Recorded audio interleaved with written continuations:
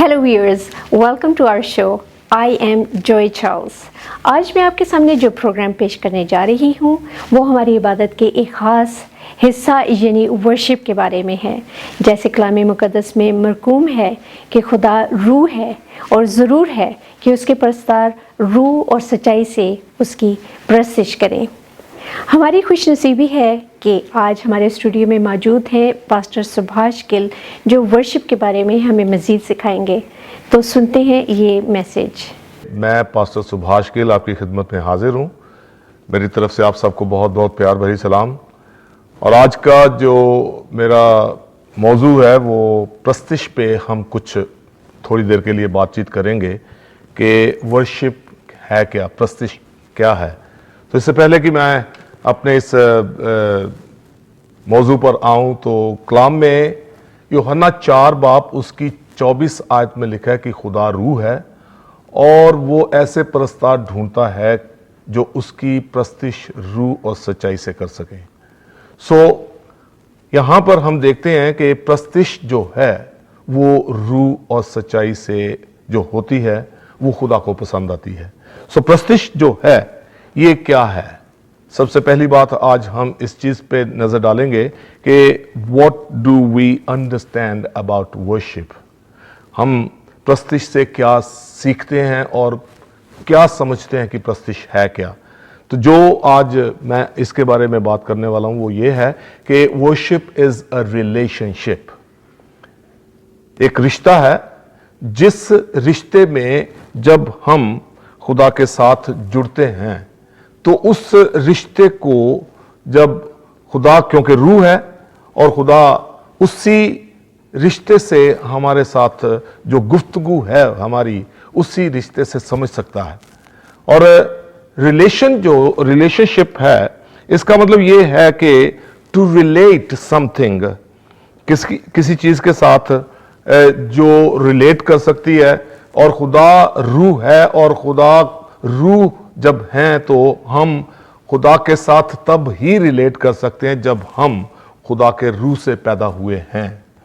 क्योंकि जो कलाम की आयत हमने पढ़ी है यूहन्ना 4:24 में कि खुदा रूह है और जरूर है कि उसके परस्तार उसकी प्रस्तिश जो है वो रूह और सच्चाई से करें।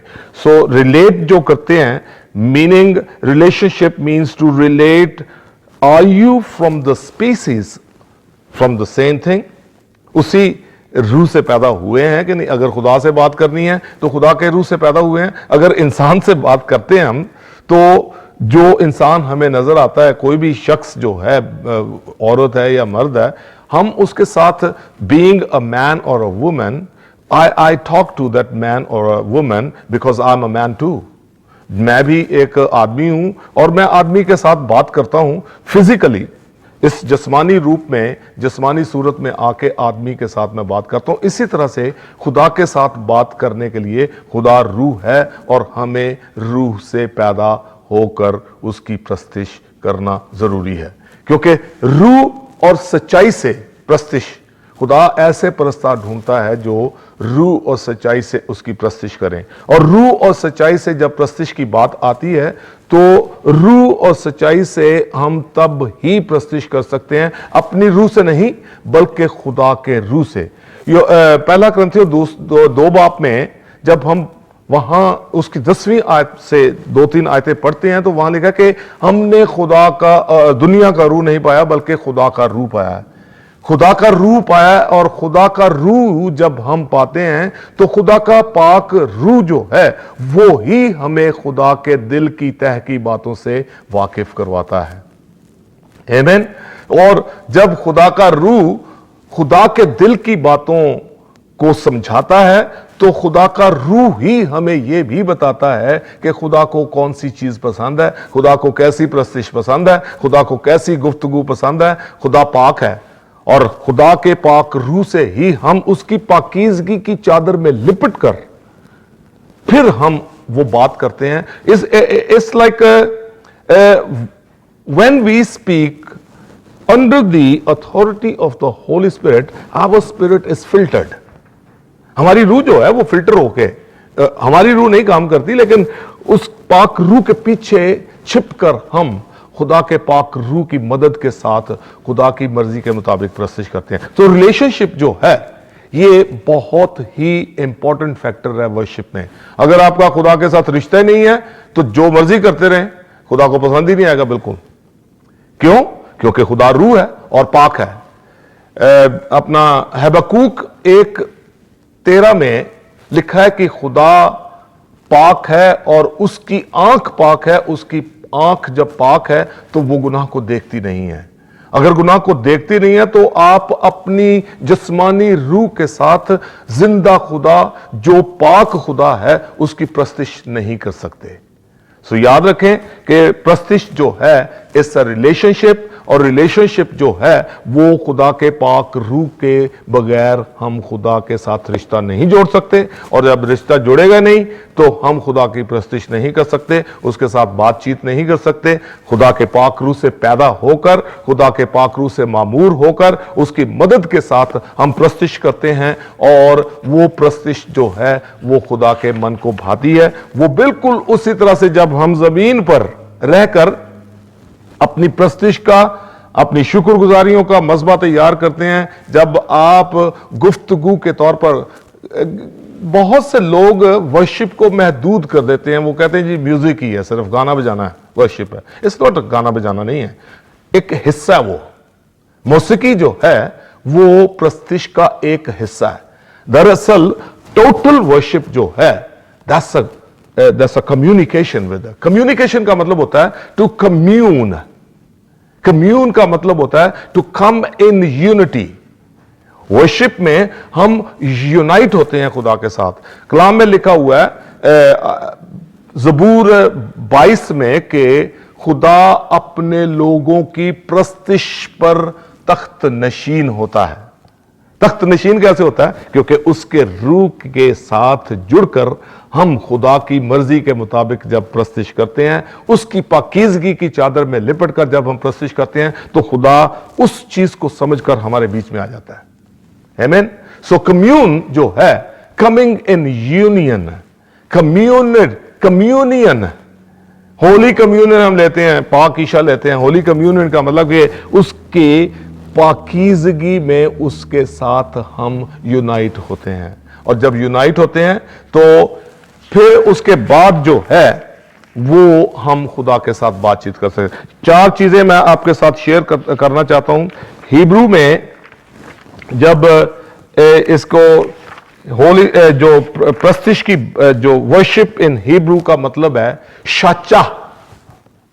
शाचा का मतलब होता है literally means to lie in a prostrate position. शाचा जो प्रस्तिश, जो हिब्रू में शाचा प्रस्तिश को जो कहते हैं, इसका मतलब है कि पूरी तरह से जमीन पे लेट कर, दंडवत हिंदी में कहते हैं इसको, दंडवत करना, प्रोस्ट्रेट पोजीशन, बिल्कुल लेट जाना। एक इसका मतलब मैं आपके साथ ग्रीक में जो इसका मतलब है कि प्रोस्क्यूनियो।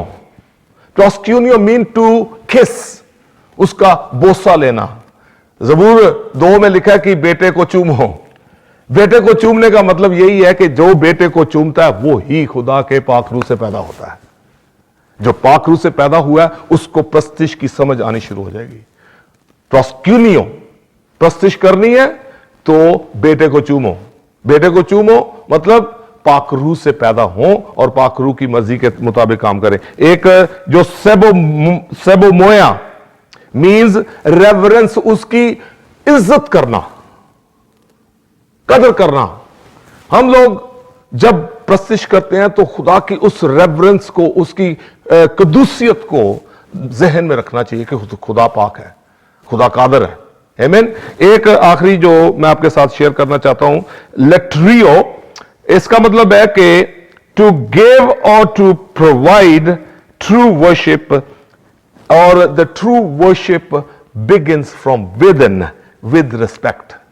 Latrio, इसका मतलब यही हमने जो किया, तो इसका मतलब यह है कि posture of worship जो है वो 95 ज़बूर उसकी 6 आयत में लिखा है कि come let's bow down and worship, let's kneel before Adonai who made us. उसके सामने झुकें और उसकी प्रस्तिश करें। खुदावंद बरकत दे आपको। मुझे यकीन है कि ये चंद चीज़ें जो मैंने आपके साथ शेयर की हैं ये आपके लिए फ़ायदेमंद होंगी। इसको अपनी ज़िंदगी में, अपनी दुआया ज़िंदगी में, अपनी प्रस्तिश की ज़िंदगी में इसको अपनाएं और इस पर अमल करें and you will see the difference in your life. आइए मैं आपके साथ दुआ करना चाहता हूं। हालेलुया। यहोवा एलोहीम एदोनाय, यहोवा निस्सी, यहोवा मकादीश। खुदावंद आसमानों के खुदा, आसमान आपका तख्त, जमीन आपके पांव की चौकी है।